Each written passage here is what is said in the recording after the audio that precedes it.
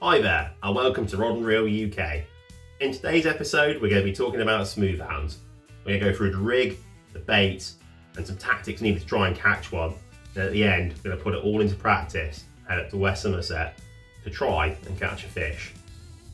Like all my videos, if you want to skip the action, just have a look at the timestamp description. Alternatively, if you want to watch the whole thing, even better. Anyways, enough of me blabbing, let's get on with the tackle. Okay, let's talk fishing tackle. Again, this is personal preference. This is what I would personally take out for a Smoothound session. The mark we're fishing is mixed to rough ground, so the gear I'm choosing will help me basically overcome these conditions and hopefully get me a fish in. End of the day, I don't want to lose a fish, so anything I can do in preparation is really, really important. So I like to use a fixable reel. This just happens to be an SKS 8000 series. It's a really good reel for the money, and what I do particularly like is it's got a decent sized grip here. Does really help if the conditions are wet or your hands are slippery from doing bait, etc. But overall, great. Nothing wrong using a multiplier. This is what I've been brought up with, and again, if I'm catching fish, why change it? For the main line, I like to use a monofill. This is a decent quality monofill made by Asso. I did use to fish with braid, and I've made a switch back to monofill like this, and I do find it to be absolutely superb. I haven't really noticed a massive difference between using this and braid in terms of fish lost or fish caught, and in terms of casting distances, again, I'm no professional, but it hasn't really made a massive difference for me. What I do like about this one, it's very, very good in rough ground. It seems to have quite a decent abrasion resistance where it absolutely trumps the braid. And yeah, I can't fault it. With any surf fishing or beach fishing, you need to make sure you're using a shock leader. I like to use a tapered leader. This one's made by Abu Adiyat, and it's nicely sized and it fits in the tackle box really good. I think it gives you 5 leaders as well, which is brilliant. And yeah, great. Gives you a nice small knot between the leader and the main line. And what I do really like about this one, again, is the size. It fits in tackle box great. Rule of thumb, when you're using a shock leader, always make sure that you have got at least 1 ounce to 10 pounds of line ratio. That will always give you enough shock absorption when you're casting the bigger leads.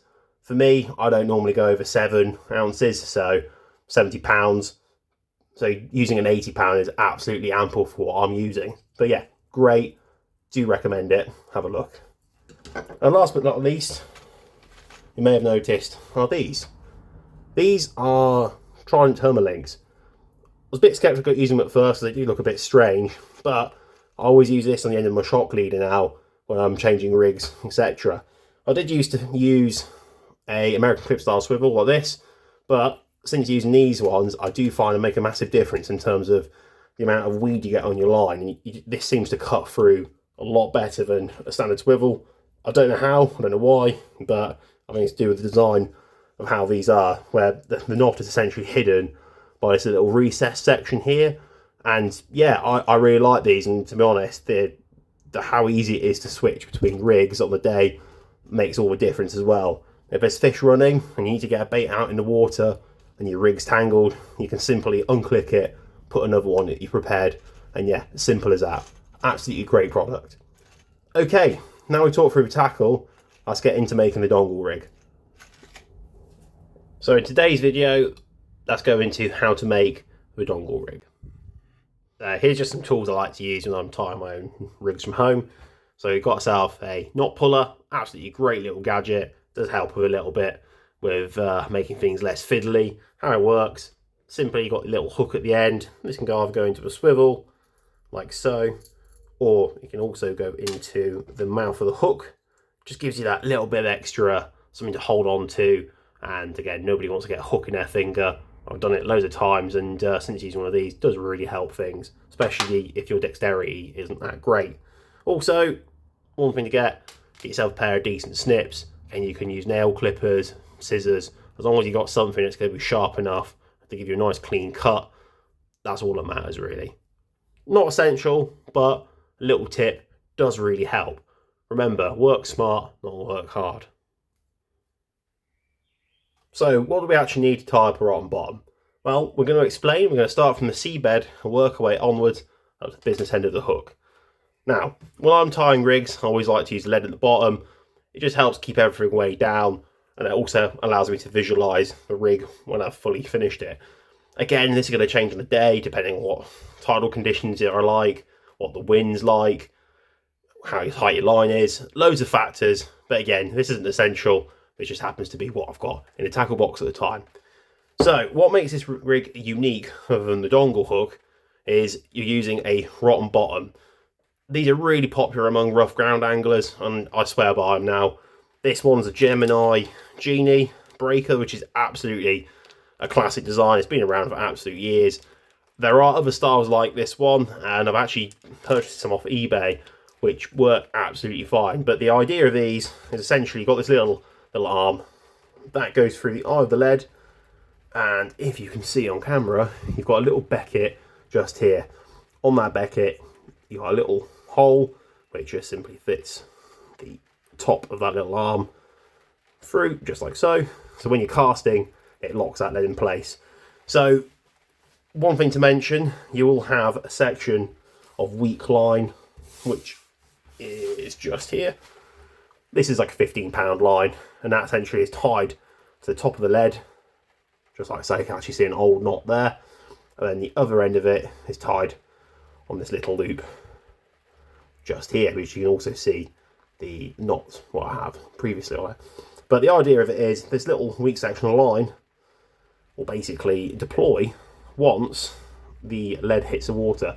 So when you're casting, if you're using light line, that lead is going to snap off and give you a crack off straight away, which is dangerous to other people on the beach and not ideal because you're going to lose a load of leads. So the idea of this particular rotten bomb, when you're casting, ain't going to go anywhere. When the lead hits the water, however, it forces this little becket upwards and will also trip like that. So the lead is then free to land on the seabed, and it'll be connected between that weak bit of line. Really, really good little rig system. It saves you quite a lot of money in the long run, and also stops you getting snagged as much. Well, I found that. How true it is, I don't know, but my bank account is definitely thanking me for using it. Moving onwards, you're going to also need a splashdown or a bait clip, just like this one. I personally prefer using the splashdowns. I've used them for years, and again, if I'm catching fish, I'm not going to really change it. The idea of this is very simple, almost like a becket system I've just demonstrated. You've got this little shield down here, and when the seabed, or the sea, so I should say, not the seabed, but the surface of the seawater hits, again, it trips the arm, forcing that little claw upwards, which you can just see is just retracted there. When you're hooking or putting your rig together, that little arm needs to be down, and you can see that little claw just there has just basically created a little circle, and that's where you clip the end of the dongle into. Great system, gives you a really nice streamlined bait to cast with, and yeah, really simple and effective. Next few bits, my personal preference, how I like to do it. For a pulley, well, for any pulley rig, you're going to need a pulley swivel or a swivel, and there actually are specifically designed swivels for the job. Again, this is what I've got in my tackle box. If it works, it works, and it does work, so why change it? What I also like to do is add a bead on top of this. It just helps buffer it out away from the knots. Some people don't use it, they just go straight from a pulley swivel like this into it. But if you are using a swivel, just a bare open crane swivel, I would recommend putting beads either side. However, I just like to add a single bead after the pulley swivel, because I found that sometimes the actual rig like spins around and twists on itself, and just having that one little bead there just seems to stop it from tangling as much. Just a little extra, don't need to do it, but I find it works. So next up we have the swivel. So I should say that everything between your splashdown and your swivel is called your main body. What I like to tie that up is a 100-pound mono. I want to go overkill with this because at the end of the day, we're fishing in a rough ground mark and I don't want to lose a fish. And it's a lot easier to tie something at a higher poundage than it is to go minimal and go, I've just snagged up, I haven't got the thing for the job. So 100-pound line, do recommend, it's what I use. And again, better to be safe than sorry. So back to the swivel, just standard 1.0 crane swivel. Again, I'm picking a swivel that's going to be strong enough for the job. This one's stainless steel, and yeah, it's brilliant. I could reuse it if I need to remake my rigs. Yeah, solid. Nothing more to say on that one. Next up, between your swivel and the business end, we've got another monofill. I'm using 80 pounds of this one. It gives me excellent knot tying strength on this particular shock leader, which I'm using as a main trace. And yeah, great. Really can't fault it. Caught plenty of fish with it. And at the end of the day, that's all that matters. Now, to the business end, which makes the Dongle Rig unique. This is a circle clip hook with a section of very high pound braid. I believe this is about £400, £300, something like that. And then finished up with, see if we can get it on camera. Ooh, oh, is it going to focus? Probably not, but I'll put a little picture of it in the corner. That's a dongle clip. And the idea of the dongle clip and the dongle hook is great. I find it to really, really improve fish welfare, and I don't seem to get as many gut hooks now when I'm actually fishing. But I'll explain a little bit later on in the video how you're going to put a bait on this and actually how it works. But yeah, this is all the components you're going to need for this rig. There are many, many ways to tie rigs, but this is personally what I would do for Smoothound of where we're going. Okay, let's get into making the rig. So what I like to do is have a lead, all my tools at hand. Just makes it a little bit easier when tying. And what I like about using the lead is also you can visualize the rig as you're building it. Again, on the day, this is going to change up. So imagine that this could be anything. It could be a 7, could be an 8. Again, what it is you need on the day. So without further ado, what you're going to do is you're going to get your rotten bottom clip.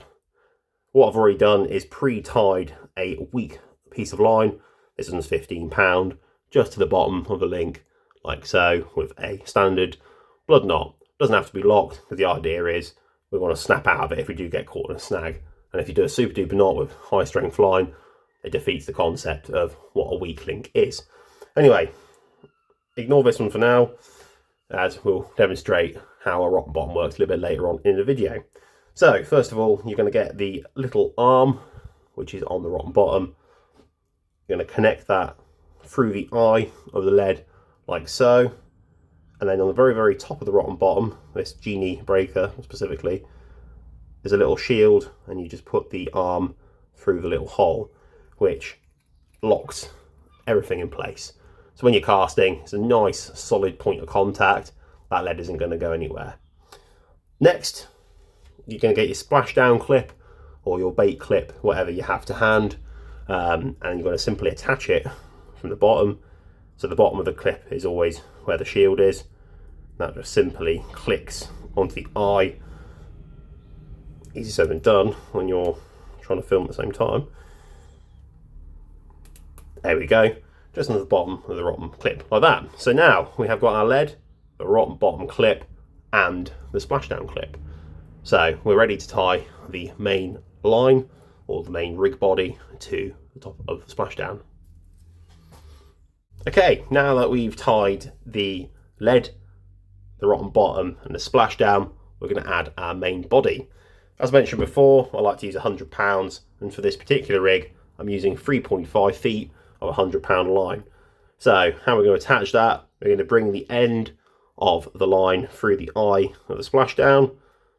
We're going to do approximately 5 turns, 3, 4, and 5. We're going to bring the tag end through the main loop you've created, just like so, which gives you this interesting looking weavy shape. And then finally, we're going to bring that tag end back through again on that big loop you've made, and then we're going to cinch this down nice and slowly, not forgetting to lubricate it with a bit of spit. So once you've lubricated, you can now slowly start to cinch that knot down, and you're just going to help it slide into place like so. One thing to note, that high poundage line can be a little bit tricky to tie the knots, as it tends to singe on itself, but as you can see, that knot is forming quite nicely, and once you finally tucked it home, there we go. We've got a nice solid knot that's not going to break. Again, there are absolutely loads of different knots you can use for this. Very popular one here in the southwest is using a uni knot. However, I've been brought up using the blood knot, and to this day, I've never had it let me down unless I've timed it badly. But if you do it properly, you won't have a problem. And just clip off the tag end. So here we go. Got a nice, neat little knot ready for the rest to go on. Now that we've tied the main body to the splashdown and rotten bottom link, we can start adding the rest of the components. So, you're going to get your pulley bead. You're going to slide this on up first, like so. Bring that down to the bottom. Next, you can add your bead. As it tries to run away from me across the desk, but I have caught it, you're going to add that on next, just like so. Slide that on down. And finally, to complete the main body, you're going to add the swivel. So, as mentioned before, just simply do a tucked blood knot. So we go through the eye, we go 1, 2, 3, 4, 5. I'm going to bring the tag end through that main loop you created at the start. Then you're going to bring that tag end again through the big loop that you've just made, just like that. So let's just loop this one up and get that cinched down. So this is a great time to use the knot puller, as I've shown. So just put the top of that one through, hook it on, and now you'll be able to cinch it into place. So just nice and gently, just assist that knot into place. And once you're down the bottom, cinch everything up. And as you can see, that is solid. It's not going to go anywhere. So once you've done that, just clip off your tag end, just like so. Doesn't have to be too much. And yeah, that is absolutely spot on. So that's the main body complete. That's just how to trace. What I like about the pulley rig, it's nice and simple. And again, from the swivel, just tie another tuck blood. So through the eye of the swivel, we're going to go once, twice, 3 times, 4 times, 5 times, tag end, through the eye, through the big loop or the goalposts, and then cinch it down.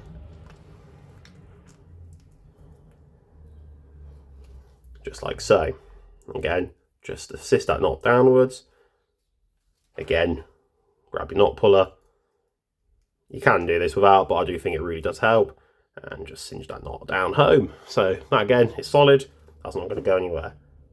Click the tag end, and there you go. You've got your trace added. So, golden rule with pulley rigs, always make sure that your main body is longer than the trace.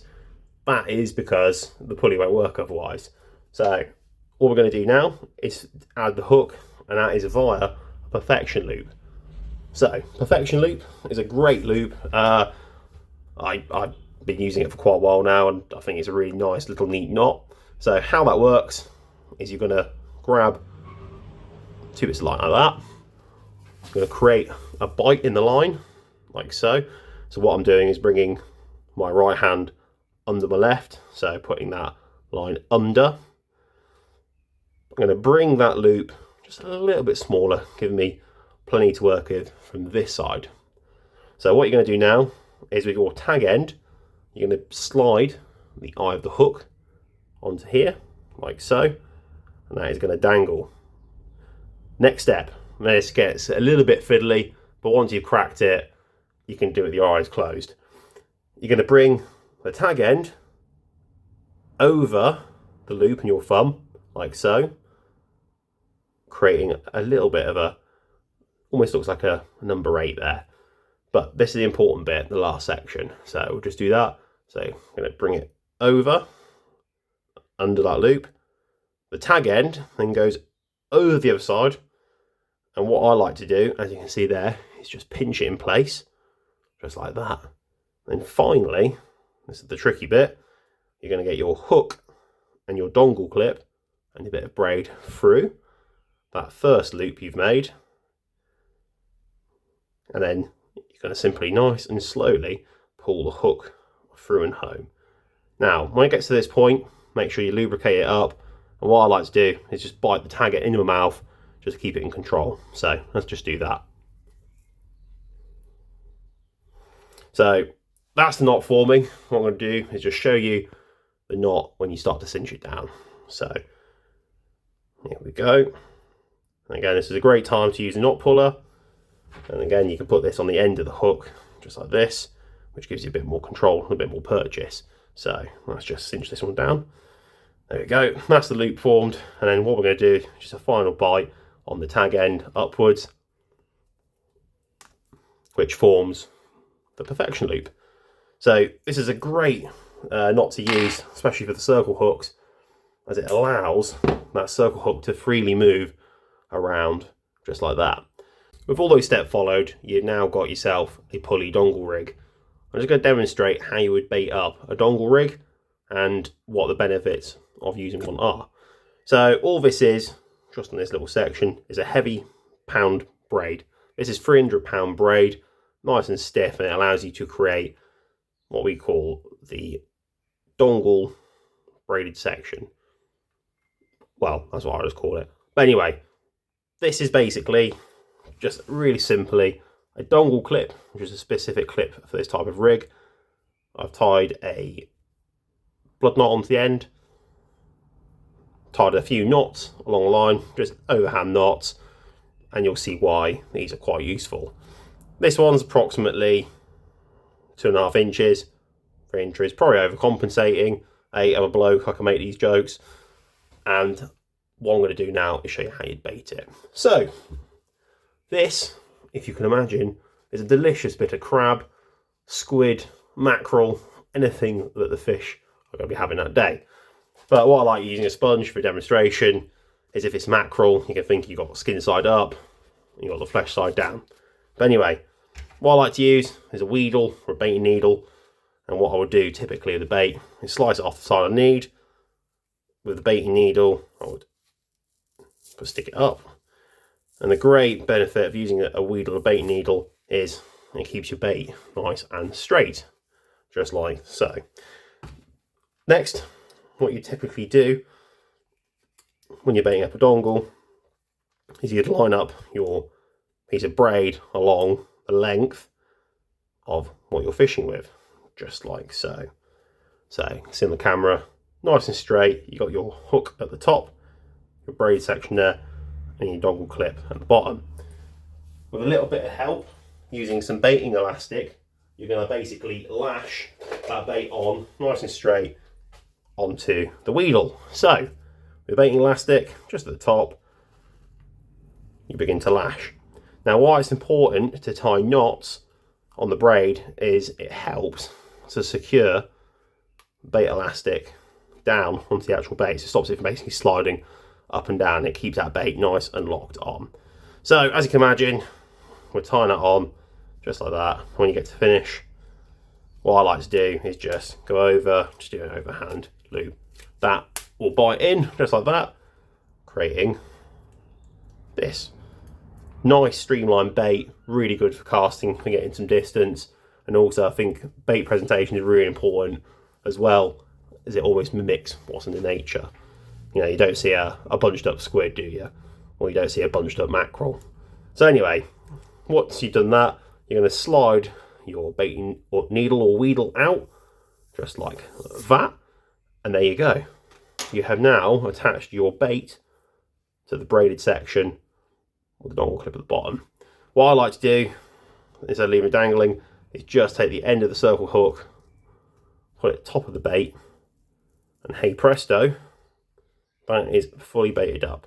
So the idea is the fish, this is my bass imitation hand, will bite on and basically take the bait down.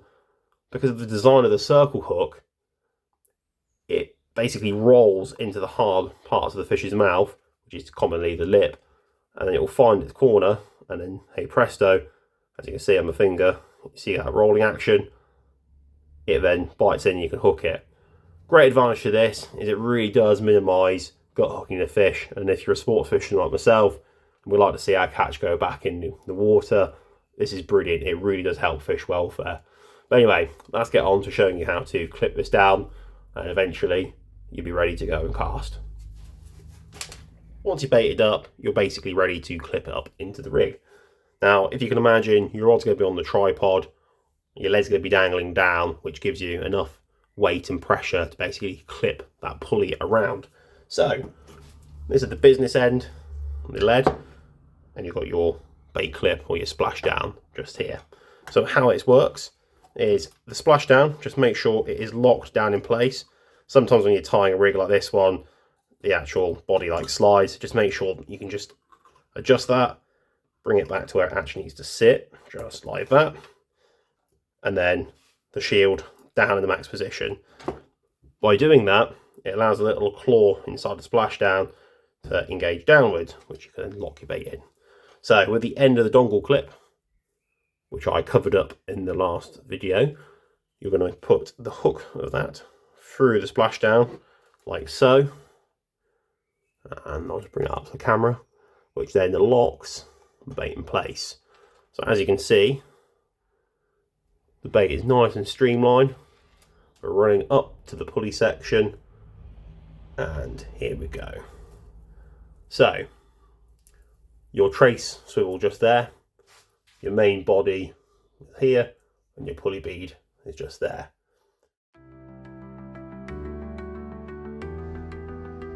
With all the fishing gear packed and the cameras ready to go, we headed up to Somerset. As it's Britain, of course the weather had to change. Last minute we were predicted a very heavy wind and rain. Yep, all lovely conditions to go fishing in. However, I like to use an app called Windy, and according to this, it would just be passing over where we'd be fishing at. So we changed spots and we still headed over to do some fishing. So today you join us on a rather damp but humid summer's day down in Somerset, as a local say, and yeah, we're after hopefully a smoothound. A great tip when you're fishing on the open coast is to visit the spot at low water. This allows you to spot any good fish holding features and also see what ground you're fishing over when the tide pushes you up. With both rods ready to go, I baited them up with a bit of squid on each. I like to change the distances on the first few casts, so I put one out at 100 and the other at 50. Quite often you'll find the fish are right in front of you. If you're casting over them, you'll never find them. With both rods cast out, it was just a waiting game. When fishing for smoothhounds, what I like to do is just loosen the drag on the reel a little bit. If you get a decent sized fish, they can actually pull the rod out of the tripod and towards the sea. Not great if you got expensive gear. And whilst we're just finishing up the rest of the fishing gear, at the corner of my eye, I've seen out a really good slack bite, and this is what happened. A beautiful smoothhound. So, little one's always lively. As you can see, Dongle Rig, perfectly hooked in that bottom lip. So just gonna try and get the hook out. Hard of it. We were off to an absolutely great start with one smoothhound in less than 5 minutes. We didn't even manage to get all the camera gear set up, but hey, we still managed to get a little bit of footage.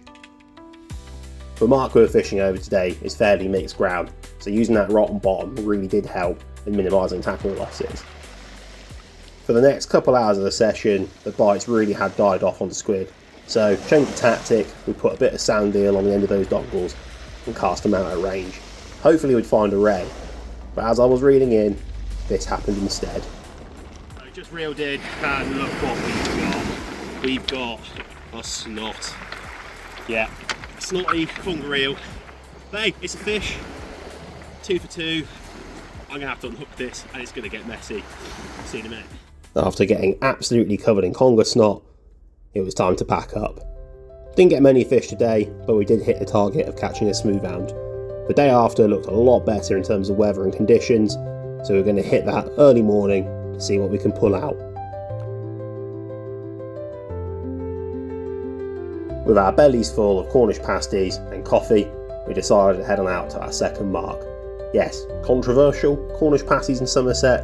Hey, it was too early for that lovely Somerset cider. The conditions today were looking a lot better.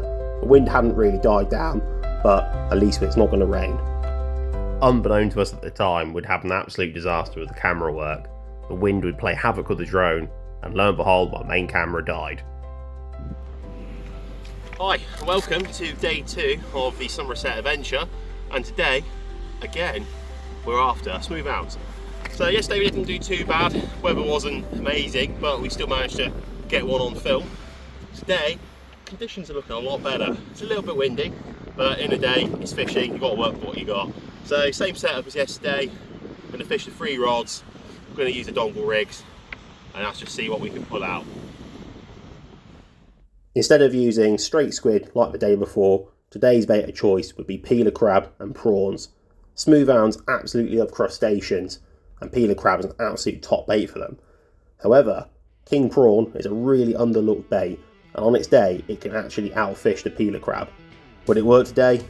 Only one way to find out. So, little tip when casting is using a finger stall. I tend to fish fixed ball reels, and to be honest, I find it so much easier. It's less faffing around. Don't get me wrong, there's nothing wrong using a multiplier. Yeah, everyone's got their own way of doing it, and there's a million ways you can cast out. Personally, an overhead chuck, an overhead throw, off the ground casting for me is what I enjoy. But using a finger stall really does help in getting a good grip of that line. And a lot of times, people have had it in the past, I've had it several times. Line can cut through your finger. Guaranteed in the comment section, someone's going to say, oh, just get stronger fingers, or my skin's so strong it can withstand bullets. But you know what, end of the day, I find it helps. So some of you guys also might find it being a little bit more beneficial, and potentially getting you a little bit further sometimes does just help. The mark we're fishing at today is definitely a mixed ground mark. At low water, if you can get the cast at around 60 yards, should get yourself onto fairly clean ground. This is essential for getting that gear back most of the time. And before long, we have our first bite. Was it going to be a Smoothound? Oh no, it happened to be the other famous fish in the Bristol Channel, the dogfish. As always is the case with fishing, as soon as you try and bite into a sandwich, have some crisps, something always happens. And in this case, as soon as we got the drone up in the air, lo and behold, I had an absolute screaming take on one of my rods. When you're fighting a Smoothound, it's important to keep that rod tip high up in the air, keep control of that fish and stop it from going into any snags as you're reeling in. Using that pulley really does help, as it pulls the lead to safety and the fish free of any obstructions. For the next hour, we had a really good run of hounds, and as if by cruel irony, every time I'd bring one in to unhook it, yep, my cameraman was either on the toilet or foraging for more food. Honestly, I've no idea where he puts it, but hey, it's fishing and we still got some pictures. So, the session's actually going really well so far. We've had 3 Smoothounds, decent size to be honest, and a dogfish. Yeah, dogfish, not that everyone likes them, but at the end of the day, it's a fish. So I've just changed up the tactics a little bit. I've put on a bit of lawns on the end of the Dongle rigs, hoping to see if I can pull out a ray. Hopefully, it's the word. Just got to keep trying, give it a bit longer. And finally, with a bit of luck, I had my cameraman with me, and I'd finally hooked into a fish on camera. Very, very good if you're trying to actually do a fishing video. But anyways, I saw something cutting up in the distance, and it looked to be a fairly decent ray. And lo and behold, within the next 50 yards, yeah, it actually come off. So, not ideal really for a fishing video, but hey, we still managed to get something in, and we had some decent fish. The session was closing up now as it was approaching high tide, and casting onto that clean ground was getting a little bit more difficult every time. But overall, did pretty well, and my cameraman off camera even managed to catch a decent Smoothound himself.